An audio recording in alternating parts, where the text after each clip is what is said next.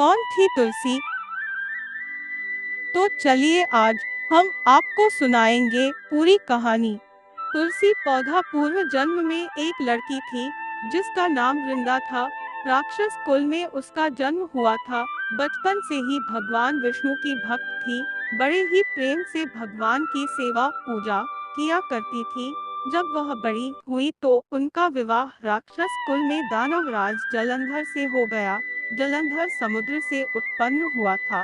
वृंदा बड़ी ही पतिव्रता स्त्री थी, सदा अपने पति की सेवा किया करती थी। एक बार देवताओं और दानवों में युद्ध हुआ। जब जलंधर युद्ध पर जाने लगे तो वृंदा ने कहा कि स्वामी, आप युद्ध पर जा रहे हैं, आप जब तक युद्ध में रहेंगे मैं पूजा में बैठकर आपकी जीत के लिए अनुष्ठान करूंगी, और जब तक आप वापस नहीं आ जाते मैं अपना संकल्प नहीं छोड़ूंगी। जलंधर तो युद्ध में चले गए और वृंदा व्रत का संकल्प लेकर पूजा में बैठ गई। उनके व्रत के प्रभाव से देवता भी जलंधर से न जीत सके। सारे देवता जब हारने लगे तो विष्णु जी के पास गए। सब ने भगवान से प्रार्थना की तो भगवान कहने लगे कि वृंदा मेरी परम भक्त है, मैं उसके साथ छल नहीं कर सकता।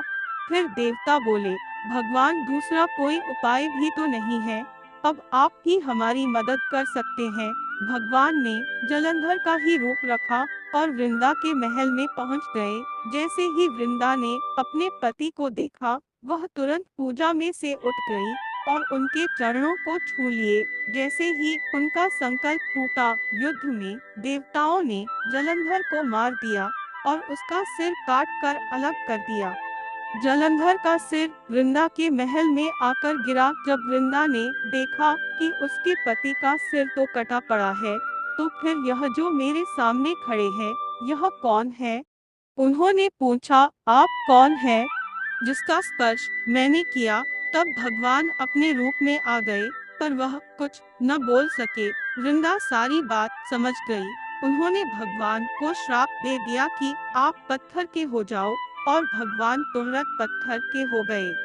सभी देवता हाहाकार करने लगे। लक्ष्मी जी रोने लगी और प्रार्थना करने लगे। फिर वृंदा ने भगवान को वापस वैसा ही कर दिया और अपने पति का सिर लेकर वह सती हो गई। उनकी राख से एक पौधा निकला।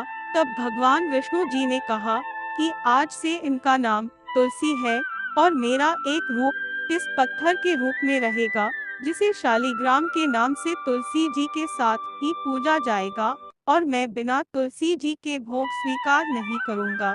तब से तुलसी जी की पूजा सभी करने लगे और तुलसी जी का विवाह शालिग्राम जी के साथ कार्तिक मास में किया जाता है।